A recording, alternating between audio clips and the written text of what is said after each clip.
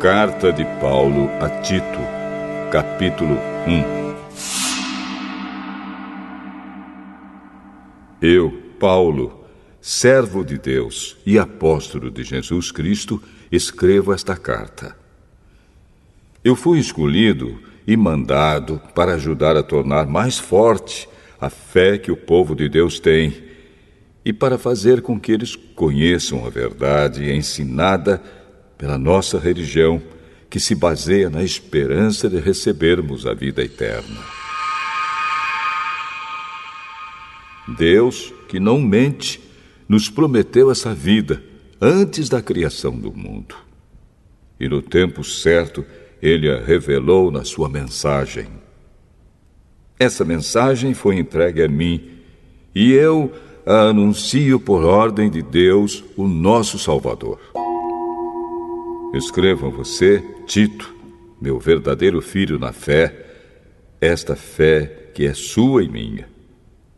Que a graça e a paz de Deus, o Pai, e de Cristo Jesus, o nosso Salvador, estejam com você. Eu o deixei na ilha de Creta para que você pusesse em ordem o que ainda faltava fazer e para nomear em cada cidade os presbíteros das igrejas. Lembre das minhas ordens. O presbítero deve ser um homem que ninguém possa culpar de nada. Deve ter somente uma esposa. Os seus filhos devem ser cristãos e não ter fama de maus ou desobedientes. Pois aquele que tem a responsabilidade do trabalho de Deus, como bispo, deve ser um homem que não possa ser culpado de nada. Não deve ser orgulhoso, nem ter mau gênio. Não deve ser chegado ao vinho, nem violento, nem ganancioso. Deve estar disposto a hospedar pessoas na sua casa e deve amar o bem. Deve ser prudente, justo, dedicado a Deus e disciplinado. Deve se manter firme na mensagem que merece confiança e que está de acordo com a doutrina. Assim ele poderá animar os outros com o verdadeiro ensinamento e também mostrar o erro dos que são contra esse ensinamento. Pois existem muitos, principalmente os que vieram do judaísmo, que são revoltados e enganam os outros com as suas tolices. É preciso fazer com que eles parem de falar, pois estão atrapalhando famílias inteiras por ensinarem o que não devem, com a intenção vergonhosa de ganhar dinheiro. Foi justamente um deles, um profeta da ilha de Creta, quem disse: os cretenses só dizem mentiras. São como animais selvagens. São uns preguiçosos que só pensam em comida.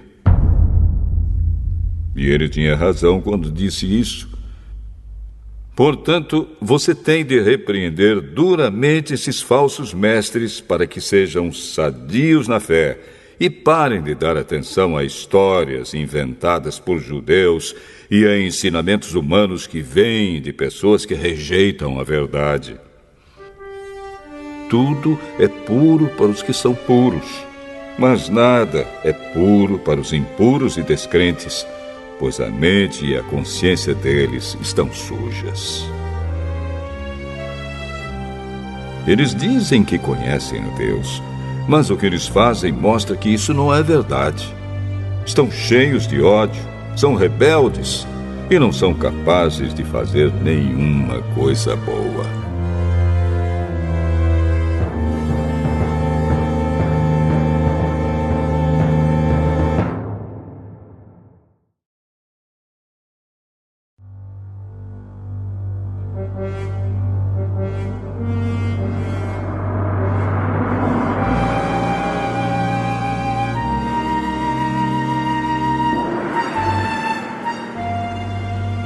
Tito, capítulo 2.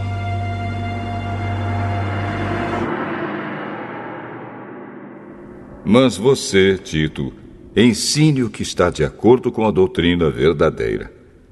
Ensine os mais velhos a serem moderados, sérios, prudentes e firmes na fé, no amor e na perseverança. Aconselhe também as mulheres mais idosas a viverem como devem viver as mulheres dedicadas a Deus. Que elas não sejam caluniadoras nem muito chegadas ao vinho. Que elas ensinem o que é bom, para que as mulheres mais jovens aprendam a amar o marido e os filhos, e a ser prudentes, puras, boas donas de casa e obedientes ao marido, a fim de que ninguém fale mal da mensagem de Deus.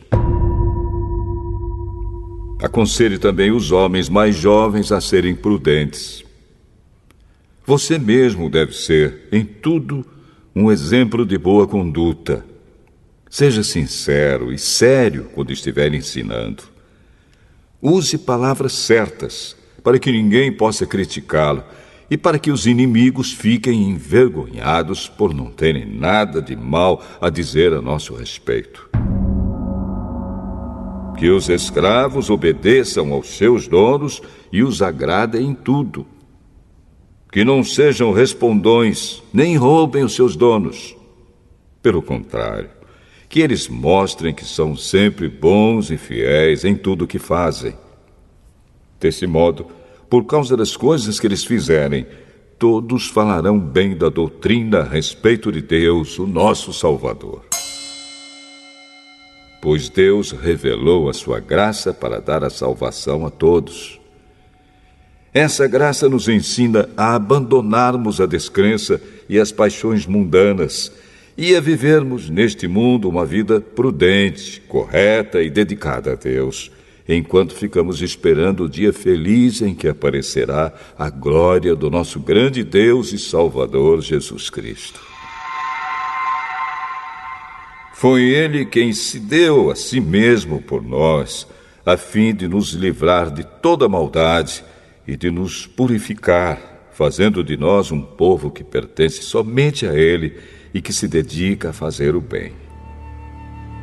Ensine essas coisas e use toda a sua autoridade para animar e também para repreender os seus ouvintes.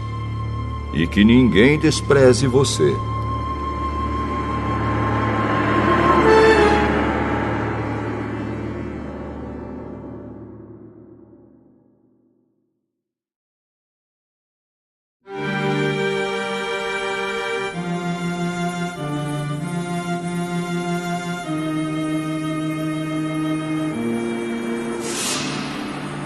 Tito, capítulo 3. Recomende aos irmãos que respeitem as ordens dos que governam e das autoridades, que sejam obedientes e estejam prontos a fazer tudo o que é bom. Aconselhe que não falem mal de ninguém, mas que sejam calmos e pacíficos e tratem todos com educação. Pois antigamente nós mesmos não tínhamos juízo e éramos rebeldes e maus. Éramos escravos das paixões e dos prazeres de todo tipo e passávamos a nossa vida no meio da malícia e da inveja. Os outros tinham ódio de nós e nós tínhamos ódio deles. Porém, quando Deus, o nosso Salvador, mostrou a sua bondade e o seu amor por todos, Ele nos salvou porque teve compaixão de nós e não porque nós tivéssemos feito alguma coisa boa. Ele nos salvou por meio do Espírito Santo, que nos lavou, fazendo com que nascêssemos de novo e dando-nos uma nova vida. Deus derramou com generosidade o seu Espírito Santo sobre nós, por meio de Jesus Cristo, o nosso Salvador. E fez isso para que, pela sua graça, nós sejamos aceitos por Deus e recebamos a vida eterna que esperamos. Esse ensinamento é verdadeiro. Quero que você, Tito, insista nesses assuntos para que os que creem em Deus se interessem em usar o seu tempo fazendo o bem. Isso é bom e útil para todos. Mas evite as discussões tolas, as longas listas de nomes de antepassados, as brigas e os debates a respeito da lei dos judeus. Essas coisas são inúteis e sem valor. Se uma pessoa causar divisões entre os irmãos na fé, aconselhe essa pessoa 1 ou 2 vezes, mas depois disso não tenha nada mais a ver com ela. Pois você sabe que uma pessoa como esta abandonou completamente o Evangelho e os seus pecados provam que ela está errada. Quando eu lhe mandar o irmão Ártemas ou o irmão Tíquico, faça o possível para ir se encontrar comigo na cidade de Nicópolis, pois resolvi passar o inverno lá. Ajude o advogado Zenas e também Apolo em tudo o que você puder, a fim de que eles tenham o que precisarem para a viagem. Que a nossa gente aprenda a usar o seu tempo, fazendo o bem e ajudando os outros em caso de necessidade, para que assim a vida da nossa gente seja útil. Todos os que estão comigo mandam saudações a você.